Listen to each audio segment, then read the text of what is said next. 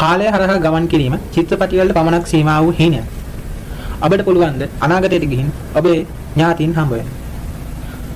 අහන්න පුදුම ඇති. නමුත් විද්‍යාවට අනුව කාලය හරහා අනාගතයට යන එක හීනයක් නෙවෙයි.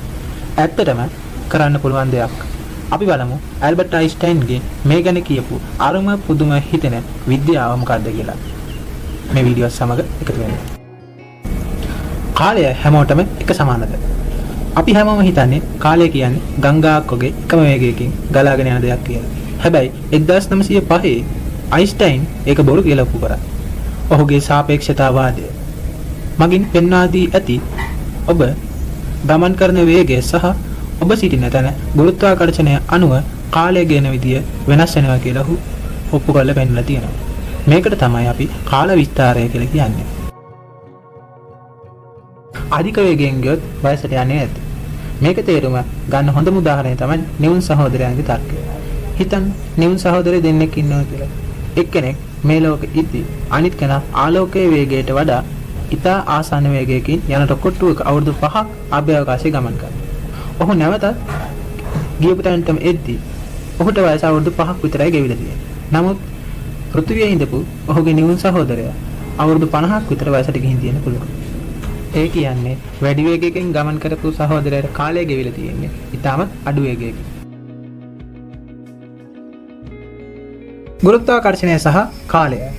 වේගය විතරක් නෙවෙයි ගුරුත්වාකර්ෂණයට කාලයත් බලපානවා. ගුරුත්වාකර්ෂණය වැඩි තැනක කාලය ගෙවෙන්නේ හරිම හිමින්. මේක අපේ ෆෝන් වල තියෙන GPS වලට බලපානවා. පෘථිවියට වඩා චන්ද්‍රිකා තියෙන අභ්‍යවකාශයේ ගුරුත්වාකර්ෂණය ඉතාමත් අඩුයි. ඒ නිසා ඒවයේ තියෙන ඔරලෝසු පෘථිවියේ ඔරලෝසු වලට වඩා දවසකට මයික්‍රෝ තප්පර කිහිපයක් වේගයෙන් දුවනවා. මේක නිවැරදි කළේ නැත්නම් අපේ GPS මීටර් 100 ගණනකින් උනත් වැරදෙන්න පුළුවන්.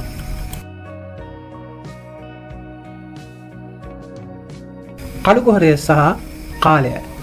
ඔබ ඉන්ස්ටෙස්ටලා චිත්‍රපටි බලලා තියෙනවා නම් ඔබට මතක ඇති ඔවුන් එක දහලෝකයක් ගත කරන එක පැයක් පෘථිවි වසර 7කට සමාන වෙනවා. ඒක විද්‍යාත්මකව ඇත්ත. කළු කුහරයක තියෙන අති විශාල ගුරුත්වාකර්ෂණ බලය නිසා කාලය සම්පූර්ණයෙන්ම වගේ නතර වෙන්න උනත් පුළුවන් වෙනවා. ඉතින් කාලය හරහා අනාගතයට යන එක විද්‍යාත්මකව පැහැදිලි කළ හැකියි. හැබැයි අතීතයට යන එක නම් තවත් ලොකු අභියෝගයක්. මේ ගැන ඔබ මොකද හිතන්නේ? කවදාක හරි කාලය හරහා යන මැෂින් එකක් හැදුවොත් ඔබ යන්නේ අනාගතයටද අතීතයටද? මේ වගේ වැදගත් විද්‍යාත්මක කරුණු දැනගන්න අපේ channel එක subscribe කරලා තියාගන්න. ස්තුතියි.